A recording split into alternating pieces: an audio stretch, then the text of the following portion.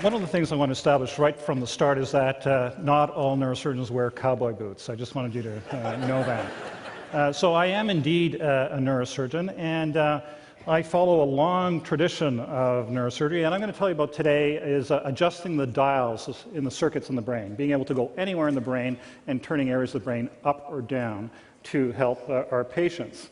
So as I said, neurosurgery comes from a long tradition. It's been around for about 7,000 years. In Mesoamerica, there used to be neurosurgery, and there were these neurosurgeons that used to treat patients, and they were they knew that the brain was involved in neurological and psychiatric disease. They didn't know exactly what they were doing. Not much has changed, by the way. But they thought that if you had a neurologic or psychiatric disease, it must be because you are possessed by an evil spirit. So if you are possessed by an evil spirit causing neurologic or psychiatric problems, then the way to treat this is, of course, to make a hole in your skull and let the evil spirit escape. So this was the thinking back then. And these individuals made these holes. Sometimes the patients were a little bit reluctant to go through this because you can tell that the holes were made partially, and then I think there was some trepidation, and they left very quickly, and it was only a partial hole. And we knew they survived these procedures. But this was common, and there were some sites where 1% of all the skulls have these holes, and so you can see that neurologic and psychiatric disease is quite common, and it was also quite common about 7,000 years ago. Now, in the course of time, we've come to realize that different parts of the brain do different things. So there are areas of the brain that are dedicated to controlling your movement, or your vision, or your memory, or your appetite, and so on.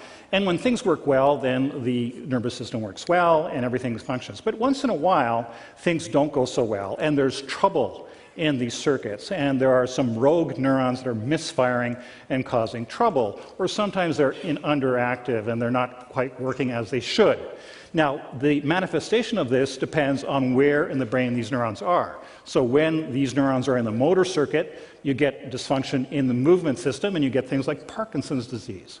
When the malfunction is in a circuit that regulates your mood, you get things like depression. And when it is in a circuit that controls your memory and cognitive function, then you get things like Alzheimer's disease. So what we've been able to do is to pinpoint where these disturbances are in the brain, and we've been able to intervene within these circuits in the brain to either turn them up or turn them down. So this is very much like choosing the correct station on the radio dial. Once you choose the right station, whether it be jazz or opera, and in our case, whether it be movement or mood, we can put the dial there, and then we can use a second button to adjust the volume, to turn it up or turn it down. So what I'm going to tell you about is using the circuitry of the brain to implant electrodes and turning areas of the brain up and down to see if we can help our patients. And this is accomplished using this kind of device, and this is called deep brain stimulation. So what we're doing is placing these electrodes throughout the brain. These are, again, we are making holes in the skull about the size of a dime, putting an electrode in, and then this electrode is completely underneath the skin down to a pacemaker in the chest. And with a remote control, very much like a television remote control, we can adjust how much electricity we deliver to these areas of the brain. We can turn it up or down, on or off. Now, about 100,000 patients in the world have received deep brain stimulation. And I'm going to show you some examples of using deep brain stimulation to treat disorders of movement, disorders of mood, and disorders of cognition. So this looks something like this when it's in the brain. You see the electrode going through the skull into the brain and resting there. And we can place this really anywhere in the brain. I tell my friends that no neuron is safe from a neurosurgeon because we can really reach just about anywhere in the brain quite safely now. Now, the first example I'm going to show you is a patient with Parkinson's disease. And this lady has Parkinson's disease, and she has these electrodes in her brain. And I'm going to show you what she's like when the electrodes are turned off and she has her Parkinson's symptoms, and then we're going to turn it on. So this looks something like this. So the electrodes are turning off now, and you can see that she has tremor. Put the right hand side. Okay. I can't. Can you try to touch my finger? That side's a little better. That side is better. We're now going to turn it on. It's on. I just turned it on. And this works like that, instantly. And the difference between shaking in this way and not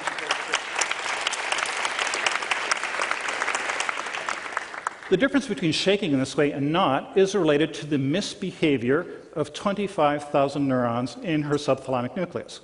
So we now know how to find these troublemakers and tell them, gentlemen, that's enough, we want you to stop doing that, and we do that with electricity. So we use electricity to dictate how they fire, and we try to block their misbehavior using electricity. So in this case, we are suppressing the activity of abnormal neurons. We started using this technique in other problems, and I'm going to tell you about a fascinating problem that we encountered, a case of dystonia. So dystonia is a disorder affecting children. It's a genetic disorder, and it involves a twisting motion. And these children get progressively more and more twisting until they can't breathe, until they get sores, urinary infections, and they die. So back in 1997, I was asked to see this young boy, perfectly normal. He has this genetic form of dystonia. There are 8 children in the family. 5 of them have dystonia. So here he is. This boy is 9 years old, perfectly normal until the age 6, and then he started twisting his body. First the right foot, then the left foot, then the right arm, then the left arm, then the trunk, and then by the time he arrived, within the course of 1 or 2 years, the disease onset, he could no longer walk, he could no longer stand, he was crippled, and indeed the natural progression as this gets worse is for them to become progressively twisted, progressively disabled, and many of these children do not survive. So he is one of 5 kids. The only way he could get around was crawling on his belly like this. He did not respond to any drugs. We did not know what to do with this boy. We did not know what operation to do, where to go in the brain. But on the basis of our results in Parkinson's disease, we reasoned, why don't we try to suppress the same area in the brain that we suppress in Parkinson's disease, and let's see what happens. So here he was. We operated on him, hoping that he would get better. We did not know. So here he is now, back in Israel, where he lives, 3 months after the procedure, and here he is.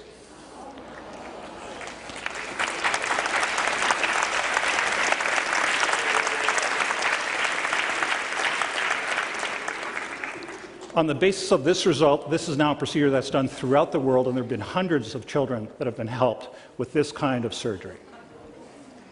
This boy is now in university and leads quite a normal life. This has been one of the most satisfying cases that I've ever done in my entire career, to restore movement and walking to this kind of child.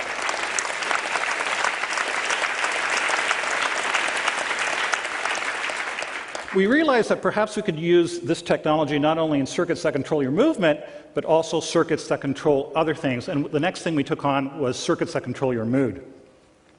And we decided to take on depression. And the reason we took on depression is because it's so prevalent. And as you know, there are many treatments for depression with medications, with psychotherapy, even electroconvulsive therapy. But there are millions of people, and there are still 10 or 20% of patients with depression that do not respond. And it is these patients that we want to help. And let's see if we can use this technique to help these patients with depression. So the first thing we did was we compared what's different in the brain of someone with depression and someone who's normal, and what we did was PET scans to look at the blood flow of the brain. And what we noticed is that in patients with depression compared to normals, areas of the brain are shut down, and those are the areas in blue. So here you really have the blues, and the areas in blue are areas that are involved in motivation and drive and decision making. And indeed, if you're severely depressed, as these patients were, those are impaired. You lack motivation and drive. The other thing we discovered was an area that was overactive, area 25, seen there in red. And area 25 is the sadness center of the brain. If I make any of you sad, for example, I make you remember the last time you saw your parent before they died or a friend before they died, this area of the brain lights up. It is the sadness center of the brain. And so patients with depression have hyperactivity. The area of the brain for sadness is on red hot. It's the thermostat is set at 100 degrees. And the other areas of the brain involved in drive and motivation are shut down. So we wondered, can we place electrodes in this area of sadness and see if we can turn down the thermostat? Can we turn down the activity? And what will be the consequence of that? So we went ahead and implanted electrodes in patients with depression. This is work done with my colleague Helen Maybird from Emory.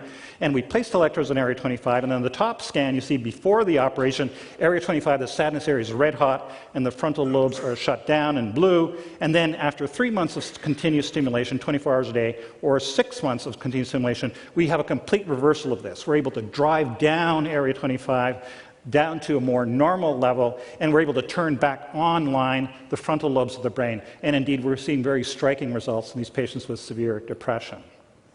So now we are in clinical trials and are in phase 3 clinical trials, and this may become a new procedure if it's safe and we find that it's effective to treat patients with severe depression.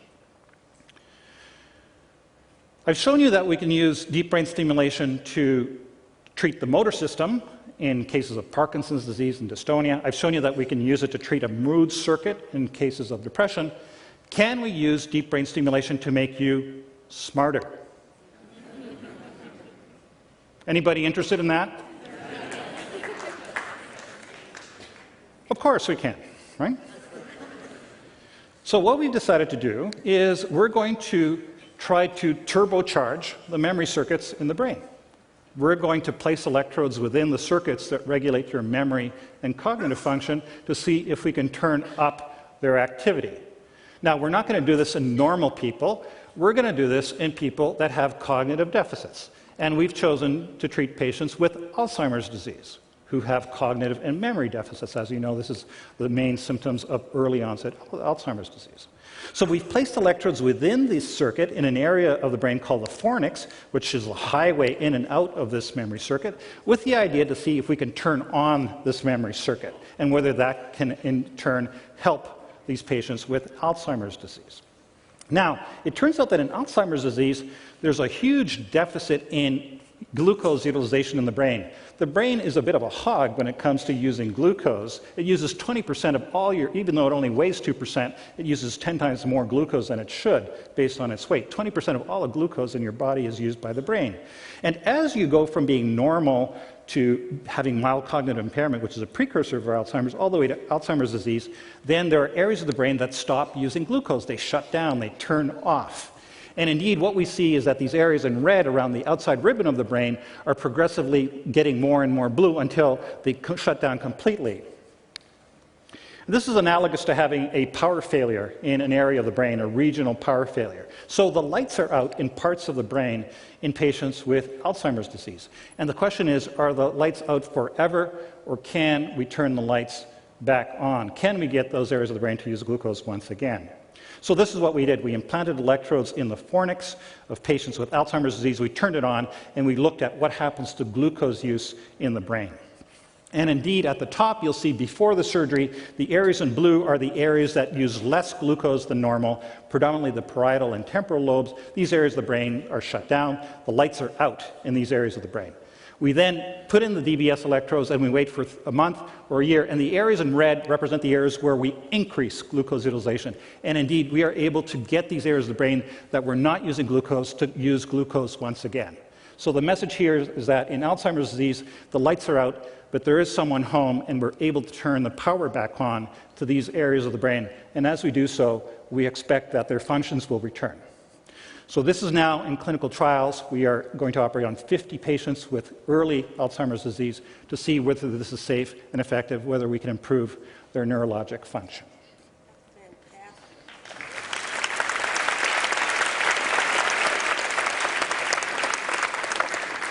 So the message I want to leave you with today is that indeed there are several circuits in the brain that are malfunctioning across various disease states, whether we're talking about Parkinson's disease, depression, schizophrenia, Alzheimer's. We are now learning to understand what are the circuits, what are the areas of the brain that are responsible for the clinical signs and symptoms of those diseases. We can now reach those circuits. We can introduce electrodes within those circuits. We can graduate the activity of those circuits. We can turn them down if they are overactive, if they're causing trouble that is felt throughout the brain, or we can turn them up if they are underperforming. And in so doing, we think that we may be able to help the overall function of the brain. The implications of this, of course, is that we may be able to modify the symptoms of disease, but I haven't told you, but there's also some evidence that we might be able to help the repair of damaged areas of the brain using electricity, and this is something for the future to see if indeed we not only change the activity, but also some of the reparative functions of the brain can be harvested. So I envisage that we're going to see a great expansion of indications of this technique. We're going to see electrodes being placed for many disorders in the brain. One of the most exciting things about this is that indeed it involves multidisciplinary work. It involves the work of engineers, of imaging scientists, of basic scientists, of neurologists, psychiatrists, neurosurgeons. It's really at the interface of these multiple disciplines that there's the excitement. And I think that we will see that indeed we will be able to chase more of these evil spirits out from the brain as time goes on. And the consequence of that, of course, will be that we will be able to help many more patients. Thank you very much.